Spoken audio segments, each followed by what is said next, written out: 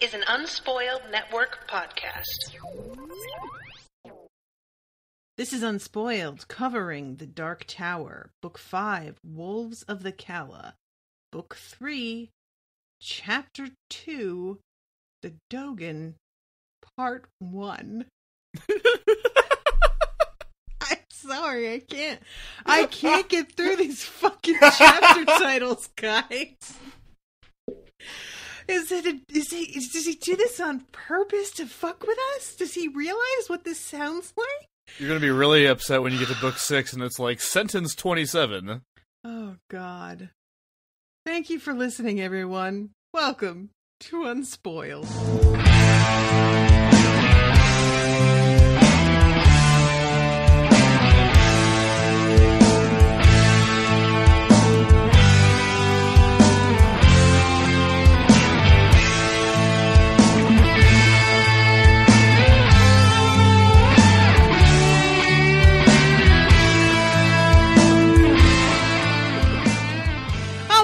Fucking messed up doing my outro during my intro. Everything's a mess. That opening gag wrote itself anyway, so it's fine.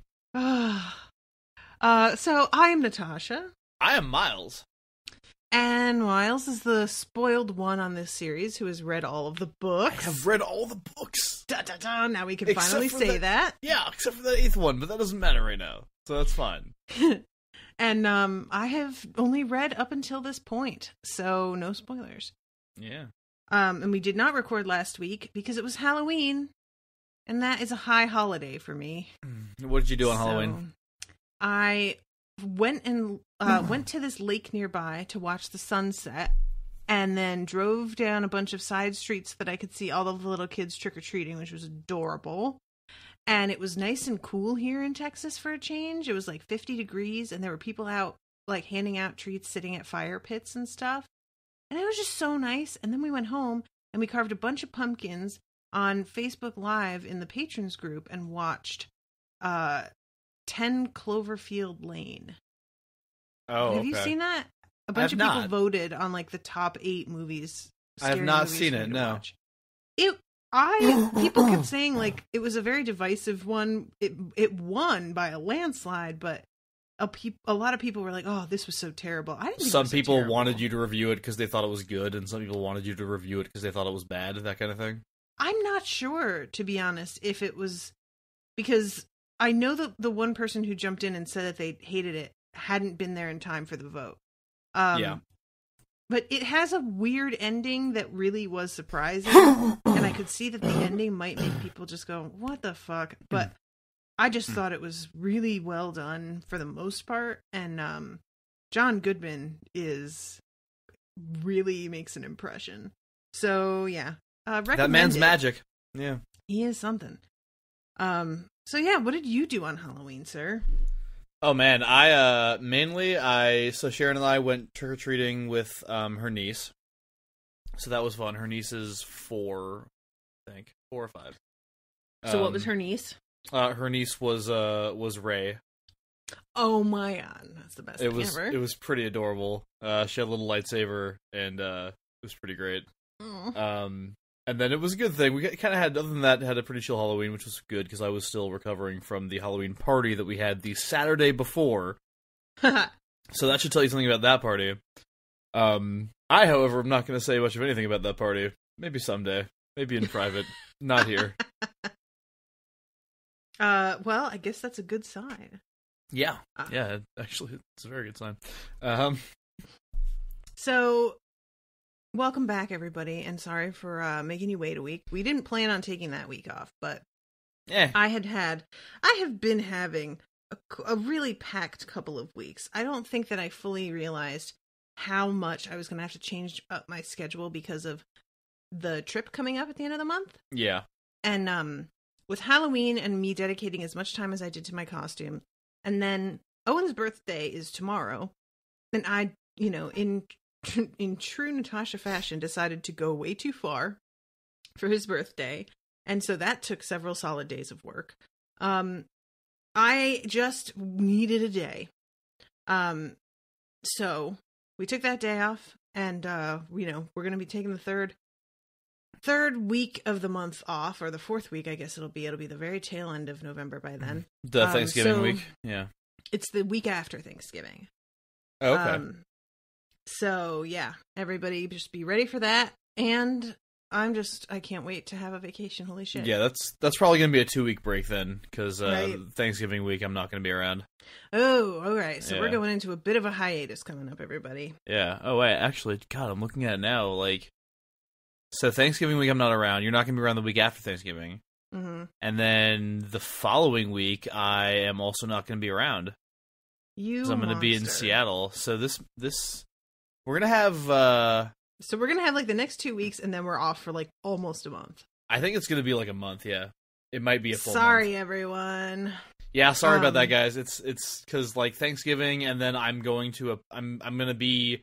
this is actually something I was going to say for the end, but I might as well get it out of the way now so people can know why we're taking a hiatus. But I'm going to be at PodCon in Seattle. Nice. And because I hate flying, I'm going to be taking a train out there, which means it's going to be a few days and I'm going to be gone. I may friggin' trains. I may miss the first 2 recordings of December, so. All right. Well, better to know now. Yeah. Yeah. And I have such a crazy schedule. I originally was going to have to cancel my recording with Maggie this morning, and thankfully I didn't wind up having to do that, but we tried to figure out a day to sync up where we could fit it in to make up for it, and we could not find a day that worked. So it's really hard. People think, well, you can just do it another day. I can't just do it another day. Other people can't just do it another day. It's very, very tightly scheduled. So apologies for that, guys. This happens sometimes. So anyway, this chapter, there so much happens.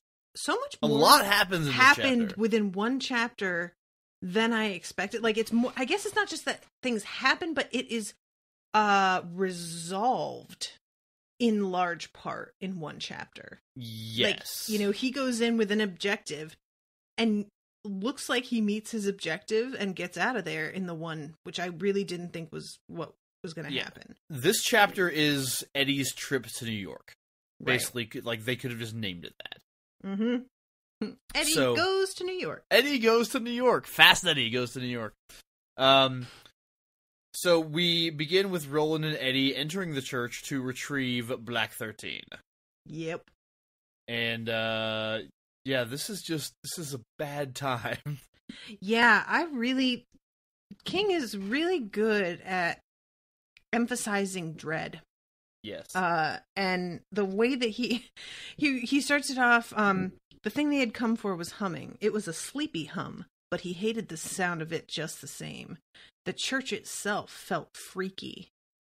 And then at one point he says, that Roland was handling it like he'd seen people handle bombs. Yeah. And when he folds back the surplus that's covering the box under the floorboards, the hum rises, and he says, somewhere close, a monster of nearly unimaginable malevolence had half opened one sleeping eye. Yeah, and then it closes again, and everything's okay. Oh my god, that is a hell of a sentence. Yeah. Goddamn. Yeah. So yeah, I really, really loved how he set this up, and just the idea that because the pink ball, it felt much more, I don't even want to say nebulous because it's not really a focused thing with the Black 13, but the pink one just felt kind of like, oh, I just like to fucking cause trouble. Yeah, for the shit of it, The pink one felt capricious and fiendishly jokery, yeah. I'm gonna do this now. Whereas the black one feels like, fuck you, I'm just gonna send you out into the blackness of nowhere if you fuck with me. Yeah, exactly. So I'm really digging how he's made this feel to me, Yeah. I also like that they bring up the fact that this bag that they're holding it in, the one that says nothing but strikes at Midworld Lanes, they acquired while they were Toadash. And Roland says he thinks the bag is Toadash as well, which is interesting. Which is crazy. Yeah. So, yeah, I really just like this whole setup. And then Roland finally, like, gets the bag into the box into the bag that they found, and it really cuts down on the sound. The ball is in the box, is in the bag. Indeed. Yes. And once they go to that cave, Eddie's really starting to have some episodes. And I had forgotten that the cave does this, that it did it to Roland, because all of a sudden Henry's voice is back in Eddie's head, and I was like, wait, he hasn't had this happen in a minute. And then I remember, oh, right, this is doing this to him. Yeah. Quick mention, before they go in the cave, they have a brief conversation where Eddie's like, so, because they're at the top of the mountain, they're looking down, and Eddie's like, so, one of those canyons, we're gonna hide the kids, right? Roland's like, yup. And Eddie's like, we're not actually hiding the kids there, are we? And Roland's like, nope. Oh my god, I just love how much Eddie he knows already, but he has to be like, hey, you're fucking with everybody, right? Yeah. Like, he just needs to hear Roland say it out loud. I don't even think he needs to hear Roland say it. I think he just wants to make Roland say it. You know what I mean? Yes.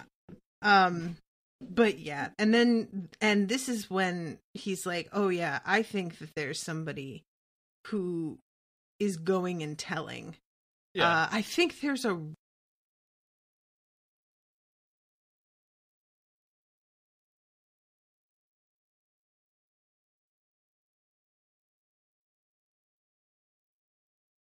Yeah.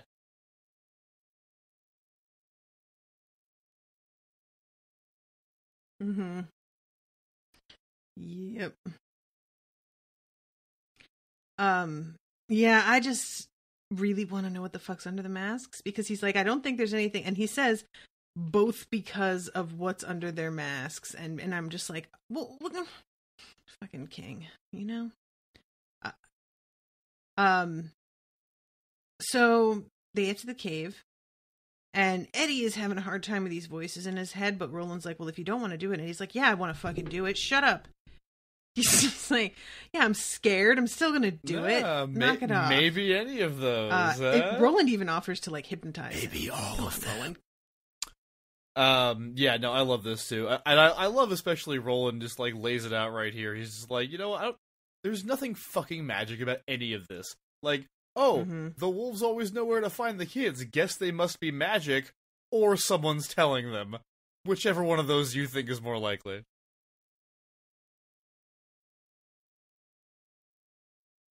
Yeah.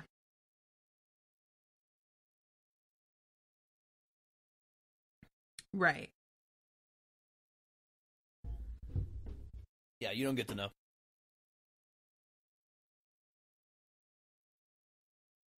Yeah, it does. Yeah, he's got a feeling. So Eddie has to stand there and, like, visualize the time that he's going to. Yeah. And then he finally gives a thumbs up, he's like, and walks no, it's through. fine. And he had been a little worried about how he like imagines that he just looks like an his artist hippie. And he gets like some what his life rawhide was like to tie basically his in hair the year back he's trying to stuff. go to, which is 77. And as soon as he's ready, and he tells Roland that he is, like, properly prepared, and it seems like at first he's like, "Well, people are moving out of my way," and then he tells Roland like, to basically open the box. Like, oh, good, they can see me. Because they're standing in. We should mention they're standing in front of the unfound door. And it didn't occur to me. And the box, the ball supposedly will open it. Roland also makes sure that Eddie takes a gun with him, with that box, which turns out to be a super good idea. And just wait for him. I don't know why I thought it was. Yeah. I guess what I kind of expected was for Roland to be able to come through with Eddie and then use the ball to open the door from their side to go back. And that's not ever been a thing that we've seen be able to happen. So I don't know why I thought that. Yeah, it's New York. Yeah. Yeah. It's New York in the 70s. Who cares? Like. And he goes back.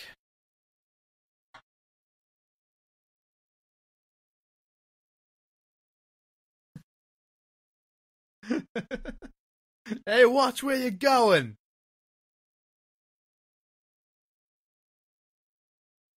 Yeah, that's what I mean. Was like, I didn't really think through how that would work once Roland came through, but yeah.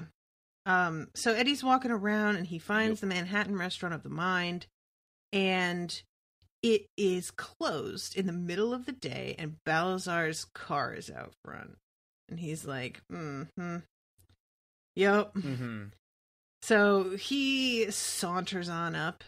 And it seems like there's no door. And sees there's signs no of door a struggle. on this side. Not on the first try. On the second try, he and I don't think there's even like hearing Roland's the doors on the beach. They did the thing where they like followed you around, and if you turned around, you could see them. And I don't think to, there's anything here. Open no, it is really easily because he looks behind him and he can see Roland sitting there with the box open on his lap. But I think that if Roland came through and the door closed, it would not be threatening Calvin Tower by threatening Calvin Tower's books. Yeah. They're not breaking his fingers. They're not punching him in the face. They're not threatening friends or family. They're holding up expensive books with like a little can of gasoline. That's fine. And Calvin's fucking sweating. I want to know how Balazar or these guys, whoever came up with this plan, nailed exactly the kind of personality this dude has, that this is what would work on him.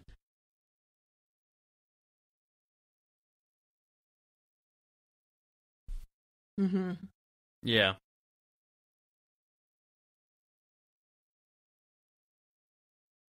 Right. Yeah, that's true. He doesn't want to part with shit.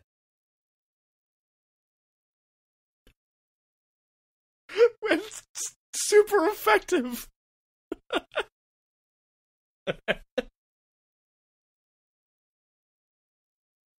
my god. So yeah, they mention the $26,000 book, and I love George Biondi is like, what? Please don't What's burn that my about, books, Jack. Like, oh my god, there's something so precious about that.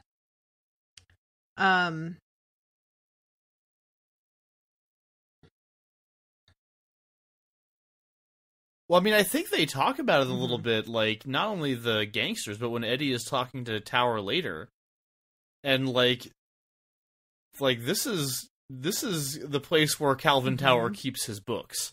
It's not a bookstore. So, like, I just, like... the very fact that this establishment exists, I feel like if you know Calvin Tower, if you meet him, like, once, you will be able to know that if, threaten to burn his super expensive copy of Ulysses and he will do whatever you want.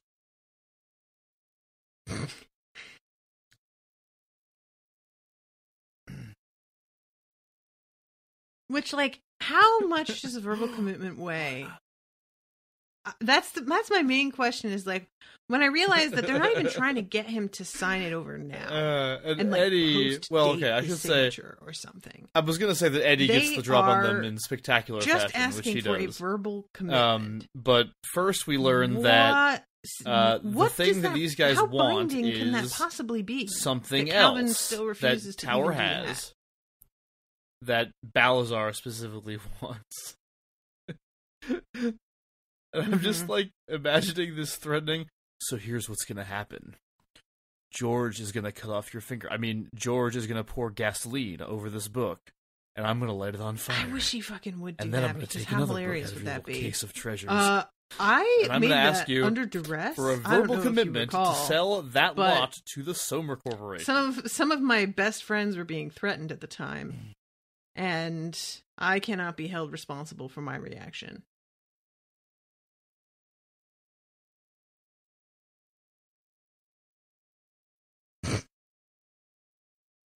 I do not have a single book that would, like, nope.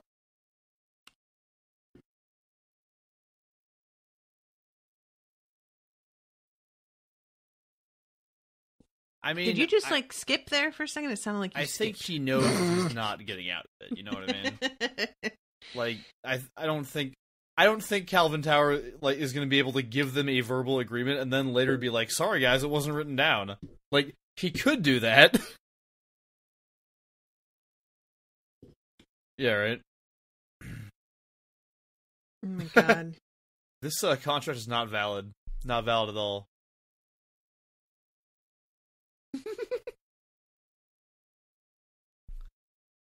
I'm gonna be totally honest, like, depending on the book, I don't know. I'm not touching I that might cave one. too.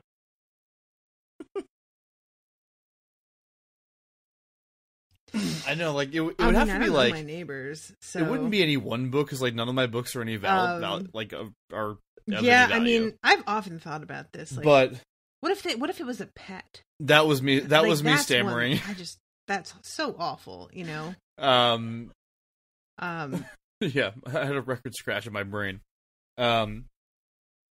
But no, I feel like if somebody got like all my books together and was like, "We're gonna burn all of these in front of you," I would, I don't know.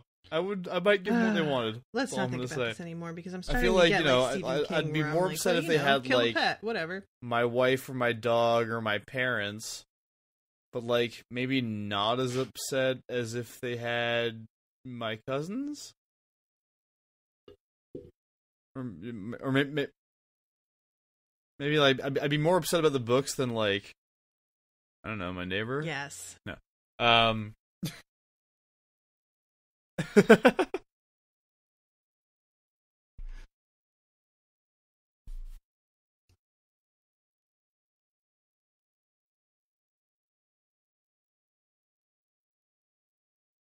don't know. I'm pretty attached to this dog that we've got at this point. Like, because that's just how really we're programmed. So when somebody's nice to us and calls us by name, we're like, "Oh, what's up, friend?"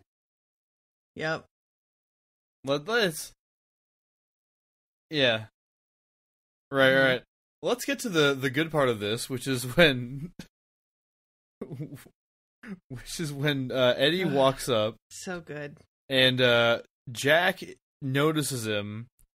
And finally, I love says that the man Calvin was holding Towers what looks like the world's himself, oldest, biggest prop revolver. Not thank God I'm had saved. To be a prop. It was their bad. And he starts to ask him who he is, and then Eddie's which is such an interesting thing to have him think. And he's like George, it doesn't. Biondi, it's man. not you like got the biggest beak on he gets this side disabused of that. Good to see you, man. Either, because this and little George confrontation with this dude turns goes on on him for and like a starts minute, to smile and in Eddie recognition. threatens to kill the man's wives, children, brothers, everybody. Like. Yeah. And is able to name a fair As number of King them by puts name. It, when the summoning call is affectionate, really we seem almost compelled to respond in kind. No fucking idea who Eddie is. So George turned towards him, and Eddie smashes him in the face with the butt of the gun. And gets him, like, 3 times, I think?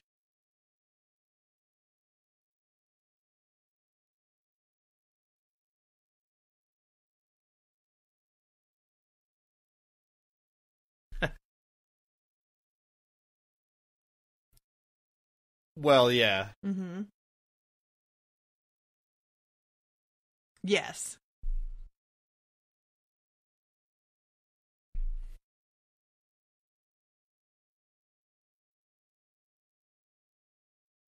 And I think his entire a big factor family too is that Roland is not here.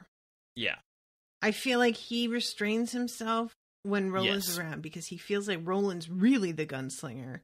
And like I can do this it, is but I'm not. Jack like, Andolini really, of the really. 70s, so it's 10 years before we saw with him in Roland, Eddie. We saw you know how that is. Jack when you be come killed into by the something monstrosities after someone else, or if somebody else is the one that teaches. But yeah, you, it's in really this hard scene, to, like, Eddie own is when they're still around watching maybe and for judging. the first or at time least that it feels we've that way seen to like you. full gunslinger. And I could definitely see it being really freeing because I think you could argue that some like no gray areas bad guys. He's full gunslinger, but in this case, he like has a gun and have the full power of what so you can do at your and he is. And it's not just the fact that he's capable; it's the persona that he is presenting here. Mm-hmm. Right.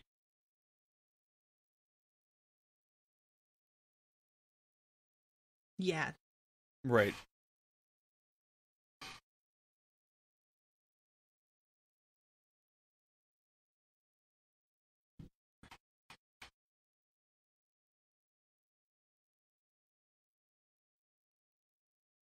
Yeah.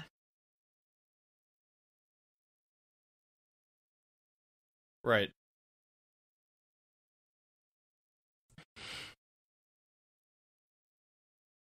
Well, and it's not just, like, he doesn't say to Calvin, oh, don't worry, I'm not killing any kids. He says to Calvin, I don't want to kill them, but if I have to, and I I'm will thinking put of them it, like, down in comparison to Ludd. When he and Susanna, gunned down those people in Ludd. Mm-hmm. And there's a difference there, because he is not, you can tell like, how thoroughly Eddie has embraced this role. At all. Because in Ludd, and Susanna too, I would argue, in Ludd, they were just like, hey, like, why the fuck are you people making us kill you? Whereas, like, here, Eddie is like, I have a job to do, and I will, and he says later, he's like, I'm not killing any kids, Calvin, it's fine. Yes. But he is gonna look Jack Andolini straight in the eye and be like, you will do what I say, or I will kill you and your entire family, and Jack absolutely believes him. Oh my god, there's something about the fact that literal fire comes out of the barrel of that gun that makes it so much more hilarious to me. It's just like, oh yeah, that's right. He has that conversation where he's happening? like, wolves, like, breed other wolves. Yeah, I forgot about that. Mm-hmm. Oh, that's right. Mm-hmm. Yeah. Yeah, that's fair. So, these guys, finally, yeah, he's like, all right, you're going to deliver a message that this is a crew he does not want to fuck with. I also love the bit that where we are Jack's way like, more man, ruthless than he has any inkling of. It's not real. And this is not going to work out and Eddie's for him. response this is to ours fire now. it. It's going to be sold and to the put it back to his head and say, what do you think now, Jack? Still think it's a fake? Just, tell you like, what I think. off. The next time I pull this trigger, your brains are going all the way to Hoboken. Yeah, he just stops and thinks, and he's like, Tet, sure, that's fine. And... yeah, because it's old school. You keep skipping. What'd you say? Oh, well, because those guns are funny because you assume they don't work because they're so old. And if they, but then if they do work, you're like, holy shit, that is a massive bullet in the sound. That I'm wondering if it'll show up in your recording, but hopefully they won't. So yeah, this guy is like, all right, I'll try, and he's like, well, you better try hard. And then the next scene, they're gone. And Eddie is sitting having coffee with Calvin, whom he discovers he does not actually like very much. Mm-hmm. Which he comes up with on the fly, right? He comes up with the Ted Corporation on the fly. Calvin is one of those people that is... There's a combination of things going on. I think he puts it really well in a few different ways. Just like willfully obtuse, and also seems to think this is all like a joke somehow. Oh, weird. Which might be because these guys threatened his books and not broke his fingers. I don't know. Maybe is, You better try fucking hard, man. Mm-hmm. Yeah. Which I don't understand that at all. Yeah. He's Calvin just has his name on it. A tremendous pain in the ass about this for someone whose life has just been saved. Yeah.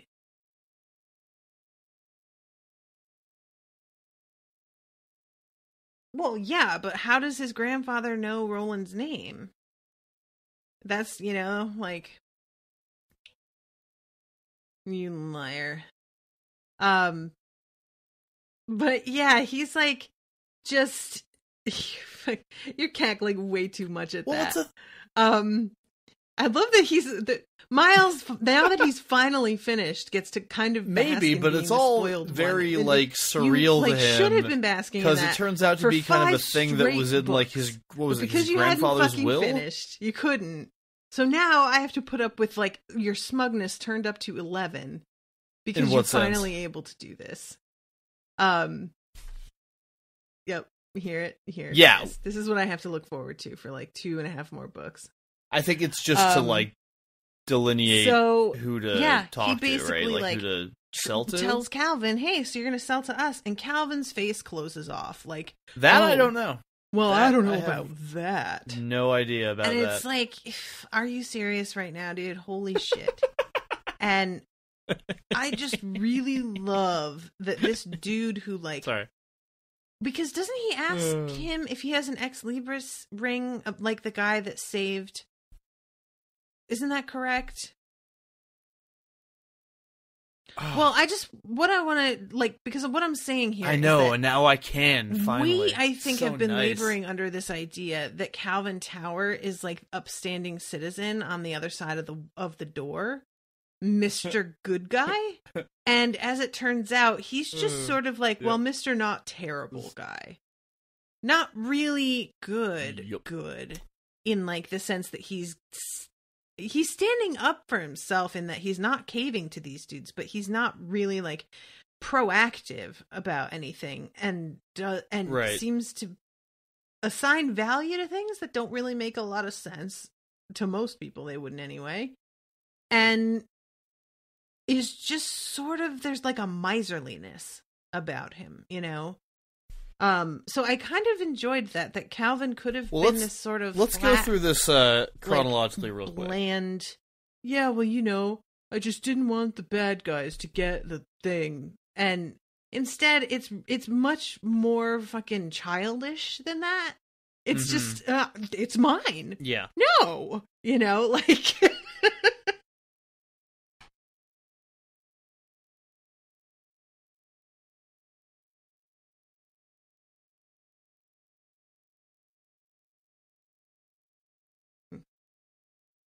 mm-hmm.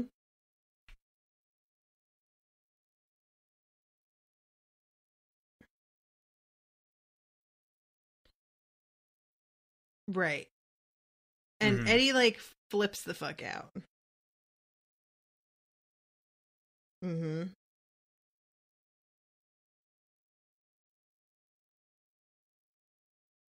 Right.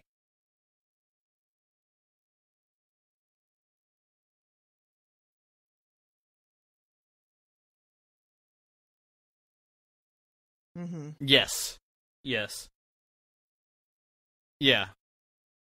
And like one of the reasons I want to go through it kind of clearly is just because it's really fun 19. The way it's done. I think. But he does. Yes, he does ask him if he has the Ex Libris ring, and Calvin says he does not have one. But it fit him really well, wouldn't it? I thought that it was that he had gotten them maybe from like the technology. But yeah, the first thing that happens is that Tower shows Eddie a book. Like made a deal with them, but as it turns out, it looks like he might be from the other side also, which is by Ben. Somehow, maybe. Yeah, because the name of the author is Benjamin Slightman Jr. The reason Tower is showing Eddie this is because they're having a conversation about why these books are so valuable. Mm-hmm. And this one is supposed to be called The Hogan, but it's a typo. It's one of those books that gains value because it's the only one of its kind because there's a random ass typo in there. But you know what? Of course, interests Eddie is the name of the author and the fact that there are 19 letters. I know in his you by name. now.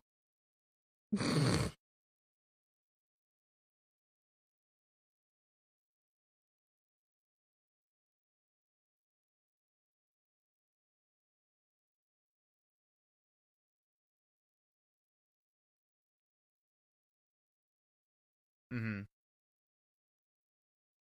And he's like, not at all, but he's turning red, kind of like, well, you know, maybe. It's hard to tell because, like, you know, we're dealing with, you know, alternate realities. So, and we're dealing with, like, super strong coincidences. You know, so either one of those things could be relevant here, but I'm sure I don't know which one it might be. And... Yep. I mean... And this is the kind of thing that I can go higher. Is sort of like this is a thing, and I'm gonna go on a little personal tangent right here. So I like there's a couple things here, right? Like I'm very into specifically Tower says at one point, young man, most people who collect rare books won't even open their purchases. Opening and closing a book damages the spine, hence damaging the resale price. That are all about and he says, planner. Doesn't that strike you as slightly sick behavior? Realized, I thought I was into planners. I was wrong. Yeah. And he says, people are if you spend $8,000 for a book, it makes perfect sense to put the book away in a safe place. Box full of washi where it can be admired but probably not about touched. 40 rolls. If you actually want to read the story, buy a vintage paperback. Stickers like monthly. And he says, I have actually a lovely planner that. that I keep up with religiously. I considered myself to be an aficionado. And then I see in these groups, on Instagram, on blogs, these women have a Happy Planner, an Erin Condren planner, a Kiki K planner, a Doki planner. They have one of each brand minimum, and they don't even use them. They just buy them to have them. And then are like, well, maybe I might not like this other one that I've been using. So I have to have a backup one, because what if I don't like the one? And like a Kiki K planner costs like $88 minimum. And they show off these like fucking, those like big cube shelves that you can get at IKEA that are like 4 cubes by 4 cubes. Okay. There's a woman that posted this picture and she's like, I don't know which planner to use today. It is filled from top to bottom, from right to left, with leather-bound 6-ring planners of every imaginable color, size, and brand. Knowing how much those cost, you're looking at least $10,000 in planners sitting on that shelf. And she just picks one to use, I guess, out of her thousands and thousands of dollars worth of planners, and then turns the camera, and she has a wall of washi tape. I mean, rolls of shit that I'm just like, these women create storage systems because none exist in the capacity that they require, because they own so much shit. So they have to make these like special shelves to hold all of their washi tape in one place. And like I said, they don't use them all. They buy these planners just to have them. And a planner isn't something that you could buy and then maybe just use it next year. It's dated. It's by its very nature it has an expiration date on it. Yeah, the planners go bad eventually. It's not a non-perishable item, and you can buy undated planners, but nobody does that. Nobody does that. So. Yeah, and I see this stuff, and, like, sometimes I'm just like, oh, isn't that pretty? I wish I had one of those. But I honestly tried to just use 2 planners at a time once, and I can't be bothered. It's too much. Just one is, like, max. And these women are like, here's my work planner. This is my planner for all of my my kids' like their extracurricular activities and schedules for karate lessons and band practice and whatever. And this is my planner for my housekeeping. And this is my budget planner. And this is my fitness planner. And they have a fucking stack. About that. And I just have the hardest time believing that they go and check every one of those planners every day. And if you're not checking it every day, really, what's the point? Because that's like, you're supposed to be using the planner to keep on top of stuff, right? Right. Hello? Right. Oh, okay. Anyway, so that's my rant, and I really understand.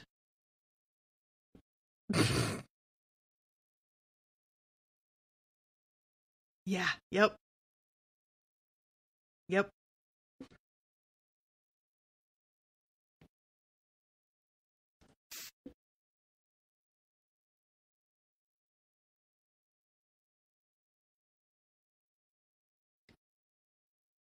Right.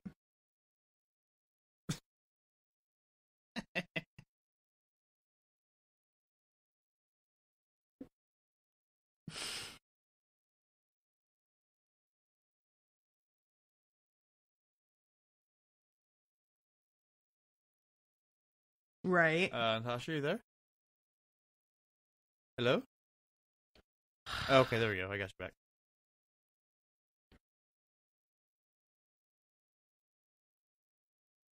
Yeah. Like they give a shit really, about these books. Oh, they would never. I can't believe people do that. What? For something with fucking date on it. Anyway, so basically, Eddie tells Tower, "You're gonna go hide," and they agree that he's gonna go up to like Maine, New Hampshire area. You're gonna go hide. You're gonna go with your friend Aaron Deepno, who has cancer but is also a lawyer, so that works because he can drop a legal document. And you're gonna have him drop a legal document to sell this lot to the Ted Corporation. Miles. And sorry, Tower can we pause for 1 second? Because like, I thought Owen was going to be home in time to take my casserole. And he's like, I don't know you from Adam. You walk in off the street, and he's like, and save your life. Don't forget that part. Tower's face grew set and stubborn. They weren't going to kill me. You said that yourself. Yeah, they were going to burn your favorite books. And Tower's like, oh, that may have been a bluff. Oh my god, and... A bluff? You know what? Is Calvin like everybody's grandparent? Breaking your limbs would not be a bluff. Doesn't he feel like these a grandparent? People, my friends. Your books are going down. Yeah. And Eddie is just getting ridiculously frustrated with this guy. I'm just thinking about my grandmother. Makes sense. And how you would says, explain to her how to get something taken care of. Not to know where your and best she would lie. choose. It was as if you had not spoken at all. Yeah. She would simply ignore what you said and continue on talking about how difficult this was going to be and how impossible the situation was, even though you had just described in detail how she could. Yeah.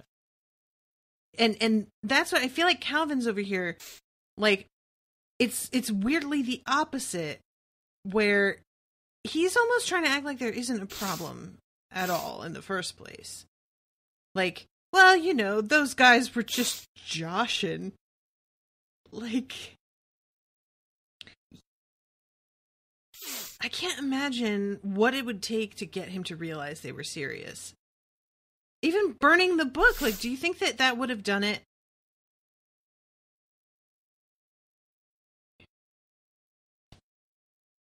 And even then, he has to, like, get in there with fucking detail about it.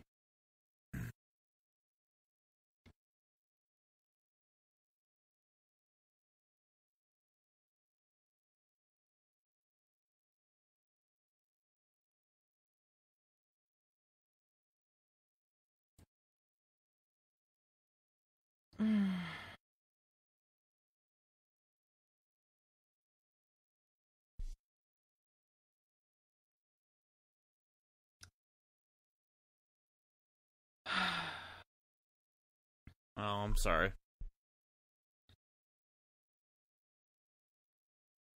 I just cannot. No problem. And it's really something that he won't listen about. And it's just Eddie's just not like having. Let's put this in perspective here. And he's especially not having These it men were just when in his shop. He tells Tower, like, look, you have to leave as soon as I'm gone. Hovering over him with a canister of gasoline or a jar of it or whatever, and holding books in front of his face, about to burn it. He's still trying to act like, well, you know, Eddie describes him at really one point serious. as willfully stupid. It's no, like, is a just really in denial good about phrase. this thing that he saw. A very real reality that he is. And it's like, you saw, this was in front of your face, and you are still pretending this wasn't what was going on. And yet, there's a tiny shimmer in the air behind Eddie. And he's immediately like, oh, yeah, I'm sure that's a door. Why don't you take these books that are super valuable for safekeeping? He'll take that on faith. A secret storage shed, in essence. He's like completely down with that, sight unseen, pretty much. And that's no leap for him mentally. Yeah. I mean, it does. Yeah, he's completely forgotten about what just happened, essentially. I mean, he's, like, minimized it in his mind. And... Oh my god. I just cannot with this dude. Well, what it takes... I love that, like, Eddie manages to, like, keep it together and control him maybe, and but what deal it takes with him, in this case like, is for Eddie to be like, do you like your balls? Do you Roland enjoy the like, sensation? yeah, you don't like him. He just can't keep it out of his voice. Well, not only that, he has to get in there with detail, but then Calvin demands that as a condition of doing what Eddie is telling him to do, he has to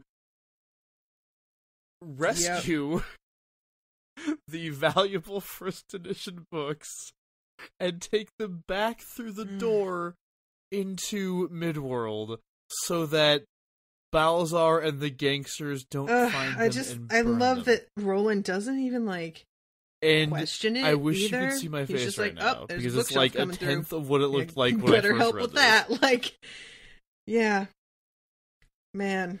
And meanwhile, Roland, who is like not really able to see clearly through the door, is sitting there in excruciating pain.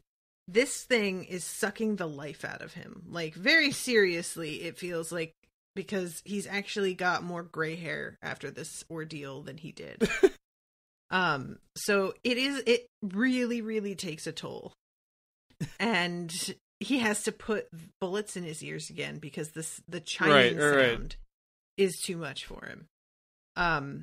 It's almost like he wouldn't really burn a book. He really has to sit there and put up with a lot while Eddie's doing his thing. And Eddie's aware of it. He can see how much pain Roland is in, even though Roland's trying to hide it. So he's trying to rush.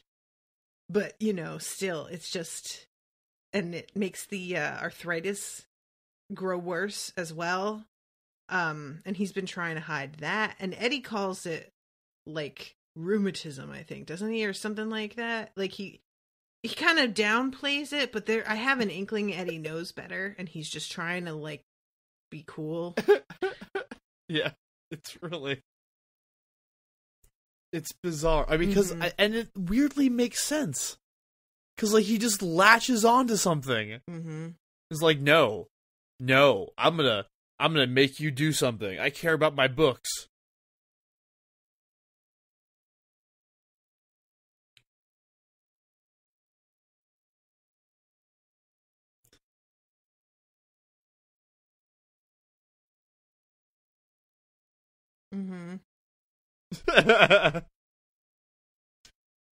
Which is where, and Eddie points out, he's like, I'm literally just asking you to do what your fucking ancestors' will told you to do. Like, and with the letter, with the name that I knew, and we just went through all this. But no, he's being a stubborn fuck, and then Roland has to help them get a case of books through the door into the cave before Eddie can come through. Right. Yeah, I like that. Even though I kind of don't like that, I kind of like that. Like, part of me is just still mad at Callahan. So, yeah. I'm going to have my feelings about that. Oh. But, yeah. But... Oh, well, I was just going to say, but, it's not like they have a lot of people to choose from that they can trust that know what the hell's going on over there. So, gotta do what you gotta do.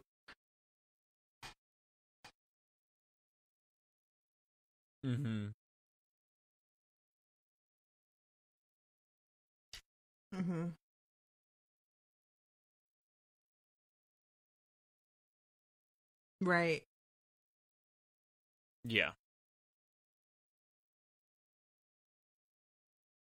Yeah, which I appreciate that he can see Jake suspects him and doesn't, like, have to be told that.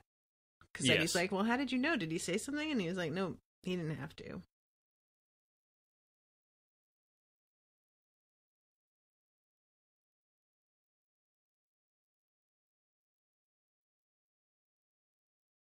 Yeah.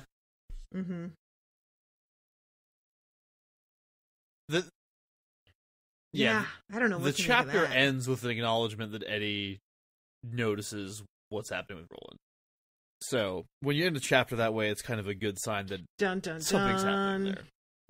So yeah, he goes back through and they chat for a little bit. I think they basically the point with the this two book major things they talk about is one. You know what I mean? Eddie says that I appreciate all of we're gonna have to keep an eye on Tower because Tower is going to be careless. He is going to fuck this up. Far out. Which, given what he has to work with, I think that's a reasonable assessment. This is sort of what happened. Given what he just went through, this guy will not be careful. He will be lazy. He will leave a trail. At first, so we're going to have to keep an eye on him because Balazar is going to be after him. Because as he just finished pointing out, Balazar is not going to wait very long that same day to get back there and burn the bookstore down. So, and I don't really feel like that's going to be. They as say much of a that thing they, with King as it was or Eddie with says, Lynch, I think we ought to send Callahan.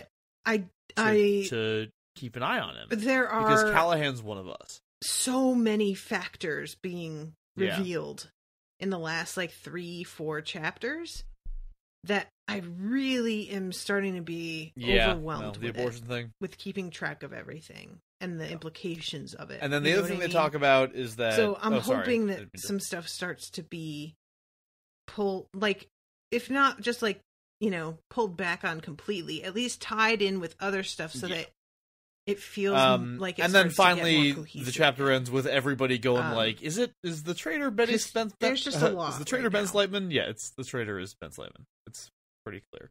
Roland says he knew because of the spectacles that he wears, the glasses. And he also knows that Jake suspects Slightman and not his son. Okay.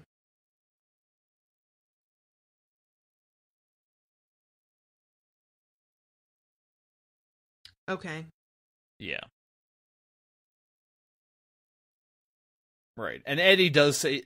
Eddie knows, presumably because he saw the name on the book, which I think speaks probably to your original theory about, about, why Slightman's name is on there. I mean, nothing, but we did get a lot of information. Yeah. And that's really what I mean. Eddie's we're getting all Jake kinds out of info that about ranch? things that we didn't know about, but it's not Jake's got a job to do. Getting us and anywhere that's basically and I'm fine how with the that chapter ends. Sometimes, just getting info dumps can still feel rewarding without an action following it up. But it's just, I guess I get a little bit. Mm-hmm. There's this when I covered, because I'm trying to not compare work, but with the last book that I read of King's Bag of Bones, there was this whole first half of the book that was dedicated to stuff that I really expected to be more important than it was. And once you get to the end of the book, you realize that you were alert and paying attention to details in the section of the book that didn't matter. That ultimately was nothing. And it really kind of bummed me out once I finished the book to realize how he could have started that book 200 pages in and just cut that whole beginning part. And it would have been a much tighter, more cohesive, focused story.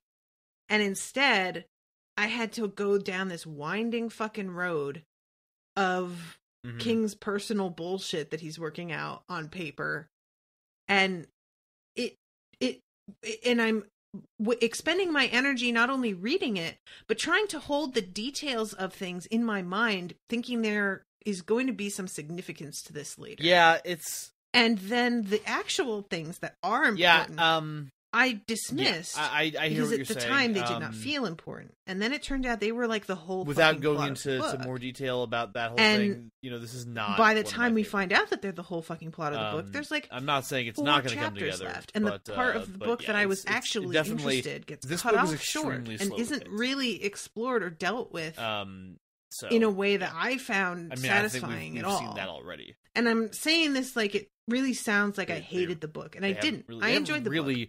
But this chapter, I think structurally, one of the reasons it feels really like not so much well is happening handled. is because until this chapter, I covered that nothing one with was the happening. guys from Overdue, and we all agreed that basically King we got a lot can of suffer information, but nothing from was being happening. so well known that nobody wants to edit his shit. He's very George Lucas-y that way, where he has good ideas, but he needs somebody to rein his ass in sometimes, and he isn't he doesn't have that a lot, and he isn't good at it. He isn't good at self-editing. Yeah. And so I get concerned with these books when we start straying into areas where I feel like I'm seeing some of that, where I'm like, I have a sense that this is being presented as if it matters, and it doesn't. Like, what's that? Okay, noted.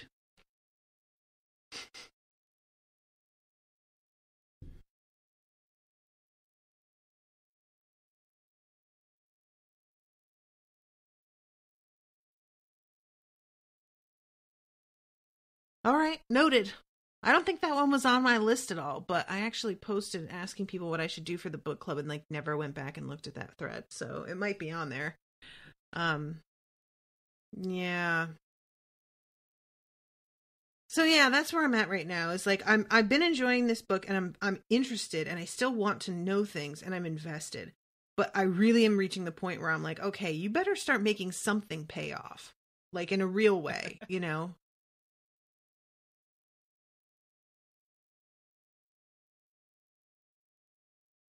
Mm-hmm.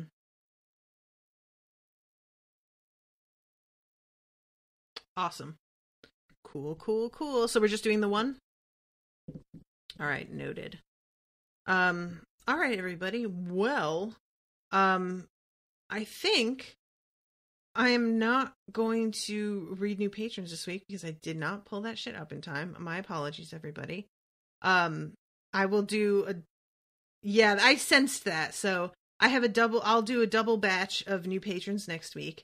If you're interested in becoming a patron and getting access to a ton of stuff, please go to patreon.com/unspoiled. You can find out more about the show at unspoiledpodcast.com, facebook.com/unspoiledpod, Twitter at unspoiledshow, and Instagram at unspoiledpodcast.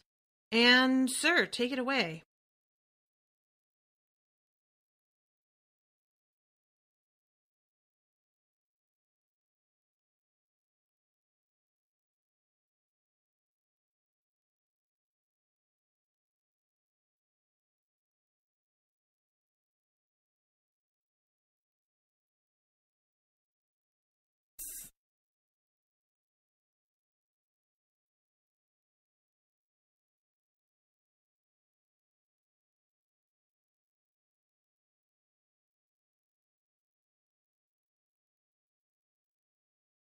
I've only a 3-word response to all of that. Never read Insomnia. Just don't ever do it. Don't do it to yourself. People are going to tell you it's not that bad, or it's really good, or once it gets started, it really gets good. Don't just take my advice. Don't ever read Insomnia. All right, noted.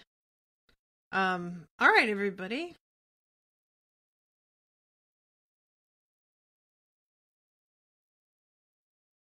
Yes, I had forgotten about that, and so my apologies. Ragnarok rocks the house, and you are going to love it. I hope you're going to love it. If you don't love it, we're probably going to have to cancel the podcast, so it's fine. All right, everybody. Well, thank you again so much for listening. Sorry for leaving and coming back and then leaving again. Next week we'll do for quite the a while, Part but 2. I'm sure y'all can bear with us. It's a busy time of year for various everybody, reasons. so I have a feeling you're going to very much enjoy that chapter. But...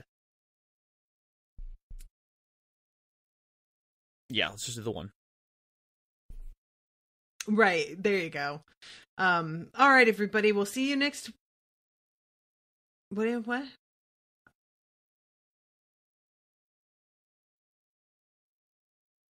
If you're down to do that, I'm down to do that. I'm going to rush anyway. All right, cool. All right, everybody. We'll do 2 chapters next week. See you next week. Toodaloo, motherfuckers.